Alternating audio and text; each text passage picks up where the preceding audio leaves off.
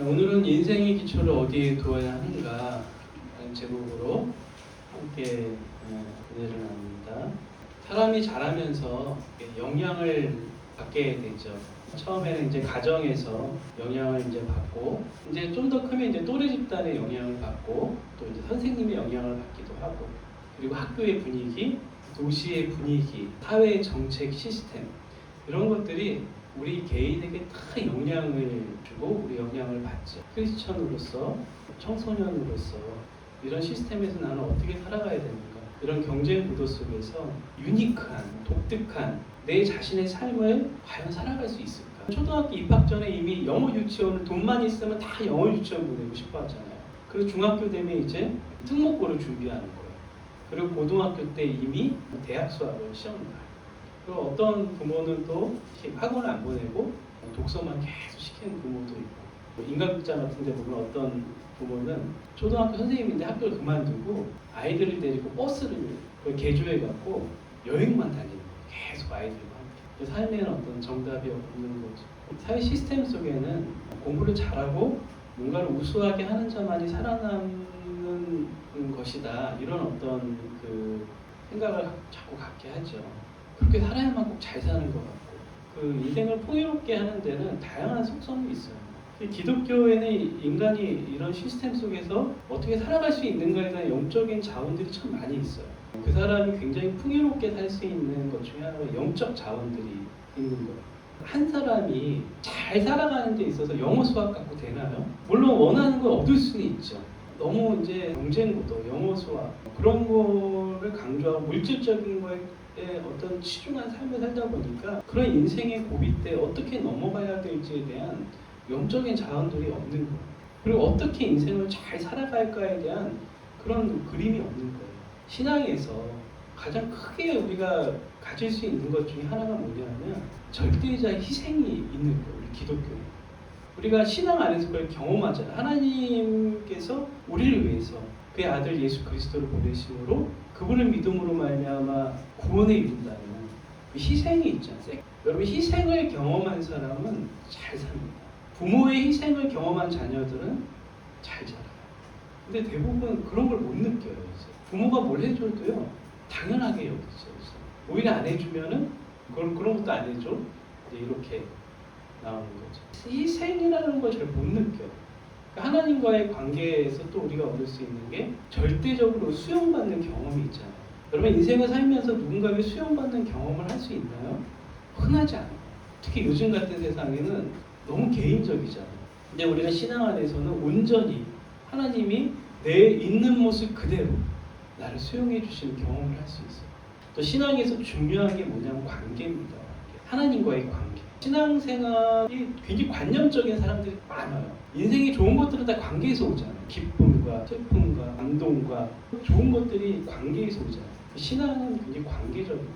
그리고 신앙 안에서 우리가 평안을 얻는 거예요. 마음이 평안하지 않다면 우리가 신앙에 문제가 있는 거죠. 감사하다는 건 인간을 풍요롭게 합니다. 감사하는 인간은 하나님 안에서 은혜가 넘치는 사람이죠.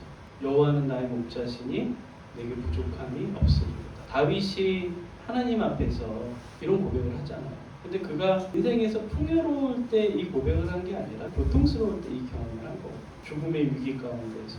우리는 뭐가 있음으로 만족하는 삶이 굉장히 익숙하잖아요. 근데 없음에도 불구하고 만족할 수 있는 인간이 굉장히 큰 사람인 거죠. 우리 인생의 목적을 갖게 하고 의미를 갖게 하고 소망을 갖게 하는 거, 이런 게 다 뭐냐면 영적 자원들이에요. 네 소망이 뭐냐라고 물어보면 여러분 뭐라고 대답하겠습니까? 거기 우리 대답할 수 있어야 합니다. 세상 사람들이 가질 수 없는 소망, 그게 진짜 내 소망이 될 때 우리는 세상에서 어느 누구도 가질 수 없는 영적 소망을 갖게 되는 거죠.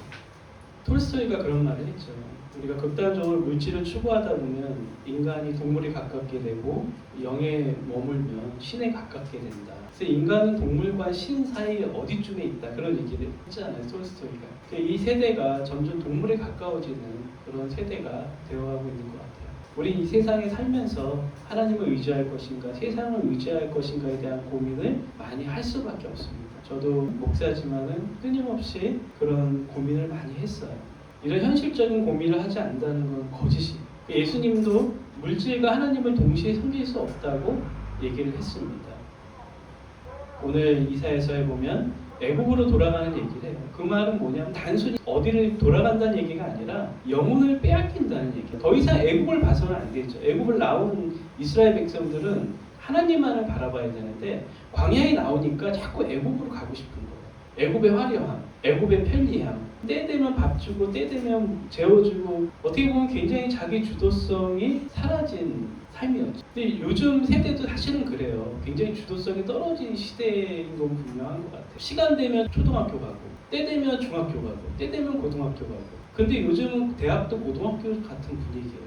때 되면 대학 가고, 졸업하고. 근데 그때부터 문제가 시작이 되는 거죠. 그렇게 했는데 때 되면 취업해야 되는데 취업은 쉽지가 않아요. 나이 먹었다고 취업시켜주지 않아요. 그때부터 이제 대학 가서 이제 화들짝 놀라면서 고민하는 거죠. 그럼 나 이제부터 어떻게 살아야 되지? 그 고민을 사실 중고등학교 때부터 해야 되는데 주도성이 떨어지다 보니까 그 고민을 대학 가서 하게 됩니다. 그러니까 이 노예 생활이라는 것은 주도성이 현저히 떨어지는 삶이에요. 애굽에서의 삶은 편안해요. 영혼을 잃어버린 삶이죠. 우리는 무엇을 의지하며 사는가? 애굽을 나온 이스라엘 백성들이 여전히 애굽의 물질을 의지했던 거예요. 왜 애굽에서 광야로 나와야 하나요? 하나님만을 의지하기 위해서. 아무것도 보이지 않고 아무것도 없지만 그곳에서 오롯이 하나님을 예배하고 하나님을 의지할 수 있는 곳이 광야였던 거예요. 어쩌면 교회는 광야예요. 하나님만을 바라봐야 하는 거예요. 하나님이 원하시는 건 우리가 하나님을 경외하는가, 하나님의 인자하심을 바라는가, 하나님의 얼굴을 구하는가, 하나님 그것을 기뻐한다는 거죠. 우리는 뭐 달라 하는 신앙이 아니라 하나님의 뜻을 이루는 삶이거든요. 온전히 자기가 비워지고 절대적인 희생이 있는, 그게 예수님이 십자가를 지고 가는 삶이잖아요. 그러니까 인간의 그 욕구를 잘 건드리는 사람들이 물질적으로는 성공할 수 있어요. 근데 그게 과연 하나님이 원하시는 걸까? 어떤 어린아이에게 주일학교 선생님이 물었어요. 우리가 죄인이 되려면 어떻게 해야 하나? 이 아이가 이런 얘기를 합니다. 선생님, 가만히 있으면 돼요. 죄를 짓기 위해서는 애를 쓰지 않아도 된다는 거예요. 중력과도 같이 우리를 끌어당기는 힘이 죄의 힘이죠. 우리가 아무리 크리스천이라고 해도 세상 사람들이 원하는 거 우리도 원해요. 그러나 우리가 그 상황 가운데서 모든 것을 잊게 하시는 하나님을 잊으면 안 된다는 거예요. 우리가 돈을 많이 벌어요. 그걸 잊게 하신 분이 누구입니까? 하나님이시라는 거예요. 하나님 관계도 저절로 되지 않습니다. 우리 애를 써야 돼요. 말씀을 가까이 하고 믿는 사람들과 가까이 하고, 그리고 하나님 앞에 머무는 시간들, 하나님 앞에 머무는 시간들이 얼마나 중요한지 모릅니다. 하나님께서 뭐라고 하십니까? 애국 것 결국 아무것도 아니다. 육은 약하지만 영은 강합니다. 성도는 세상에 살지만 육으로 사는 자들이 아니에요. 영의 힘으로 육을 컨트롤하는 자들입니다. 일본인들이 우리 육을 빼앗으려고 하지 않았잖아요. 우리의 정신을 빼앗으려고 했어요. 언어를 말살시켰잖아요. 성도도 똑같습니다. 정신을 잃기 전에 말을 잃어버려요. 하나님의 언어, 하나님의 말씀을 먼저 잃어버립니다. 우리 일주일 동안 말씀을 잃어버리지 않았는가? 영이신 하나님과 만나고 교제하고 의지하는 훈련이 우리에게 필요해요. 육으로 산다는 그 증상이 어떻게 나타나냐면 세상이 두려워져. 내가 지금 세상의 삶이 두려워진다면 나는 지금 육으로 살고 있는 거예요. 하나님이 두렵지 않습니다. 그러나 하나님을 두려워하면 세상이 두렵지 않아요. 어떤 실패나 두려움 상황 앞에 우리가 함몰돼서 어찌할 바를 모르게 돼요. 세상에 대한 두려움과 공포는 하나님을 잃어버린 증상입니다.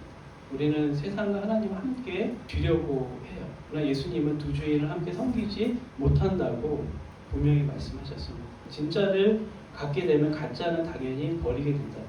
내가 움켜쥐고 있는 것을 놔야지 하나님께서 새로운 것을 허락하십니다. 물론 나의 전공과 생업을 위해서 열심히 해야 돼요. 그러나 근본 토대를 어디에 세우는가가 중요합니다.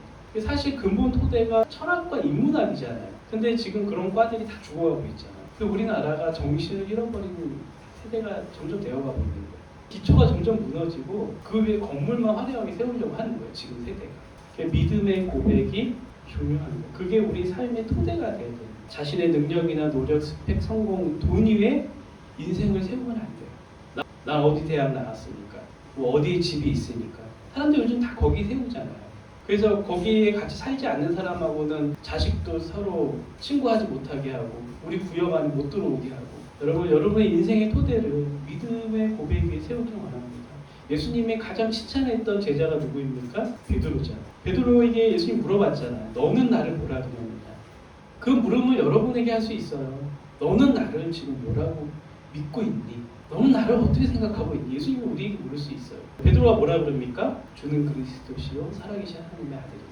예수님이 그 대답을 듣고 뭐라고 하셨나요? 시몬아, 네가 복이 있다. 내가 그 고백 위에 내 교회를 세우겠다. 우리 인생의 기초도 똑같아요. 예수님께서 너는 나를 뭐라 그러느냐, 그 고백 위에 우리 인생의 기초를 세워야 돼요. 우리 사랑하는 졸업 입학하는 다음 세대 청소년들, 그 인생을 축복하고 이 말씀을 전합니다. 우리 인생을 믿음의 고백 위에 세워야 합니다. 이 시간 기도합니다.